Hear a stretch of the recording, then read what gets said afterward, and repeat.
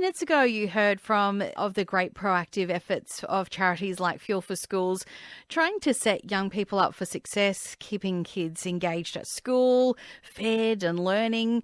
Today, I'm going to have a chat to psychology expert Dr. Jo Lukens, who's with me now to get mind-wise on the needs of our future generations. Good morning. Good morning, Susan.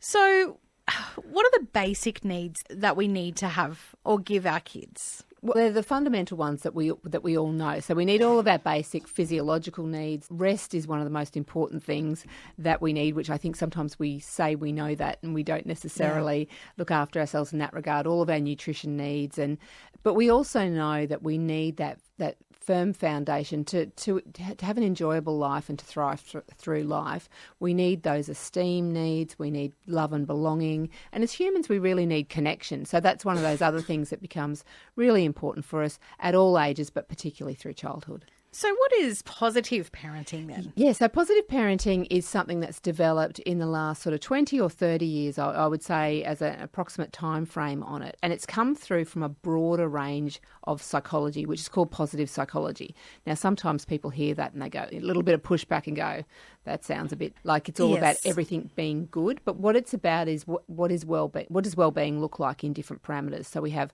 positive psychology, we have positive education. There's a whole field of study in the military as well. So we see it roll out in lots of different ways. But when we look at it from a positive parenting perspective, we're really looking at, for those who are engaged with children on an ongoing basis in their parental care, which can be a whole range of different people, it's about how do we care for those children, how do we teach them, how do we lead them, how do we help set them up for their life moving forward. And we've been hearing about some of those efforts, and we will continue to hear some of those efforts across this week about those different organisations that are having and trying to get kids on the right path, if you can call it that, from a young age.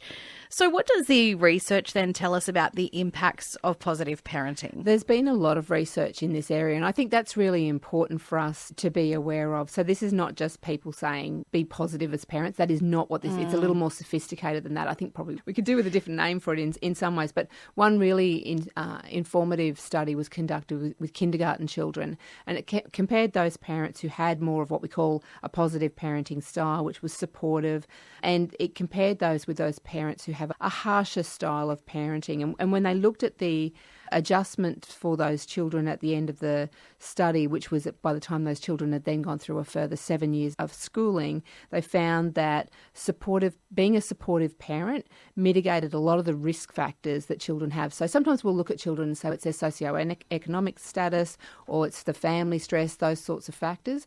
But positive parenting is one of those things that can be in a family, and we know that it has a major impact on our children, particularly in terms of behavioural issues when they become older and when they hit those tricky teenage years. So what can parents and caregivers be mindful of when adopting that positive parenting approach? Again, lots of different ways that this has been looked at. And you might remember a couple of weeks ago when we looked at the different types of relationships that we might have as adults in our family relationships. And we talked about the Gottman Institute. They were the ones that could, in two minutes, define your future. Relationship. A lot of people were interested in that one. They've also spent a lot of time doing research in terms of how can we best support children and what does that look like from a positive parenting approach. Interestingly, the first thing they say is awareness of emotions, but it's actually awareness of your own emotions as a parent. So the first thing that you can do in terms of parenting your child is look after yourself, which is the consistent message that you and I have often talked about. And we know that positive parenting is about connecting with your child. We know it's about all those active listening skills that are so important for us, being able to name the emotions that we have. So there's a whole range of understandings that we have about what we call emotional literacy. Do I know what emotions are? Because emotions drive behaviour. Now, when someone is angry, that leads them to do particular things. When someone is sad, they do particular things. So if we have some understanding about our emotions, particularly as parents, because our children are watching our emotions all of the time, whether we like it or not, aren't they? True. They're giving us that feedback. So that's how we can best support them. Little mirrors. How do you believe positive parenting contributes to the development of those pro-social behaviours for kids? I think it has a lot to do with it. So we know that through positive parenting, when we've got a supportive and nurturing environment, we know children feel more valued, they feel more respected. And we all know when we feel valued and respected, we tend to behave better. So we know there's no surprises there. That positive parenting approach really sets children up well. And I guess the other important thing that I think I feel like I need to add to that is positive parenting includes discipline.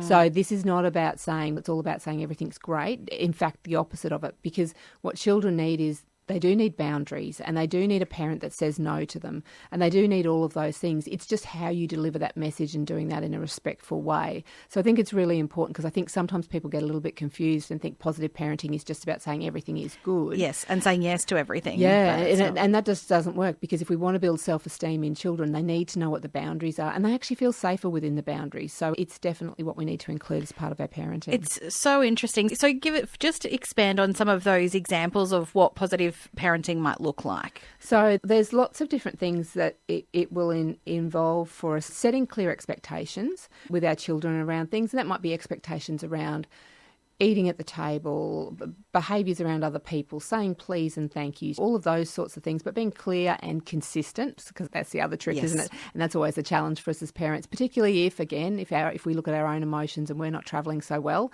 Sometimes our consistency, understandably, is a little bit difficult.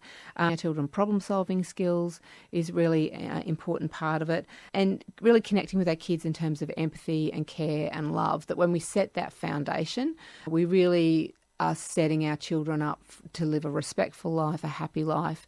And it helps them to navigate through the challenges, which particularly, when you get into the teen years, which I know some of the programs you're speaking to this week really tap into that age group, we can set a really good foundation in those early years and then continue to do that through our lives. Can we build that positive parenting concept into community? Absolutely. And that's the nice thing about the positive psychology approach, is it looks at what does success look like for communities and in different ways, and we can apply this in all the aspects of our lives, and we can absolutely build on this at a community level. Oh, it's very interesting. Dr. Jo, thank you very much for sharing this morning. That's psychology expert Dr. Jo Lukens. Thanks so much for your time.